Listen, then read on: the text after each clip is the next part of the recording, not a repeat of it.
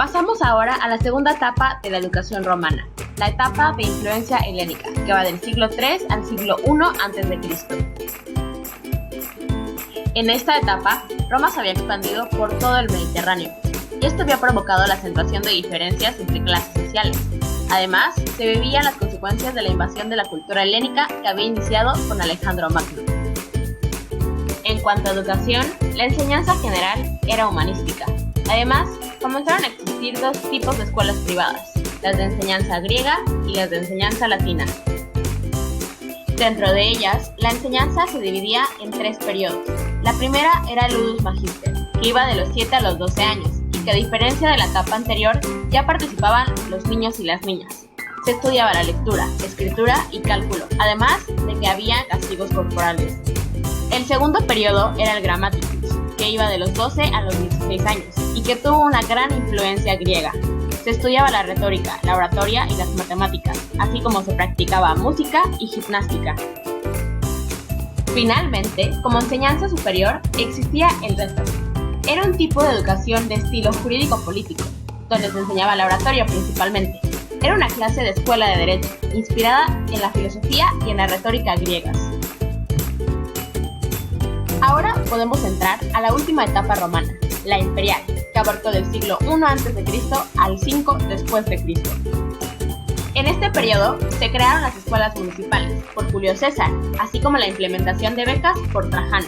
Además, se universalizó la cultura, el derecho y la lengua romana.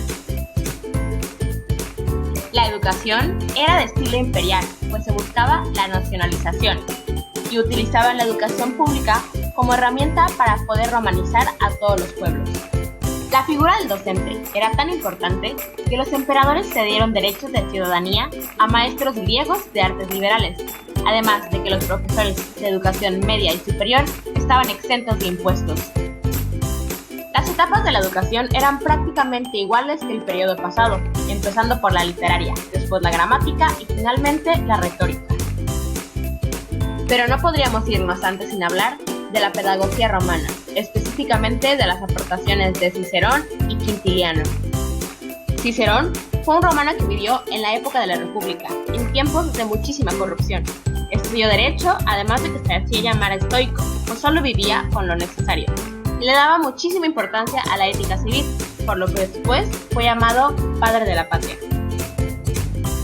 Él decía que la elocuencia debía ir de la mano con la honestidad de palabra. También desarrolló el modelo de equidad, en donde si tenías menos o más de lo necesario para vivir, rompías con el equilibrio. También decía que debías educarte para ser mejor, así como usar la retórica para conocernos verdaderamente. Su estilo era muy humanista, además de que resaltaba la importancia del pensamiento filosófico para los políticos oradores. También comenzó a ver la educación desde el punto de vista psicológico con la elección de profesión. Como segundo personaje tenemos a Quintiliano, nacido en España pero que después se trasladó a Roma para convertirse en abogado y escritor. Ahí se desempeñó como profesor en la cátedra de retórica griega y latina. Tal vez porque vivió en la época imperial romana, donde suprimía cualquier opinión contraria, rechazó la filosofía. Por otro lado, le dio muchísima importancia al conocimiento psicológico de la educación.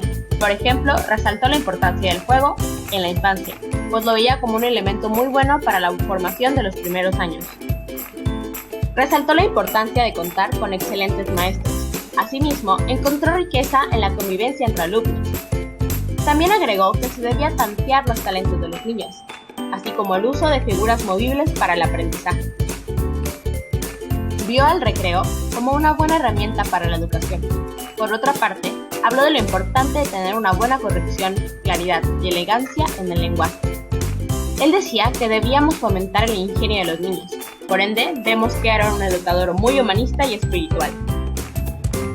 Finalmente, resaltando algunos puntos de la educación romana, vemos que se le daba muy poca importancia a la filosofía. Sin embargo, tenían un sistema jurídico civil muy riguroso.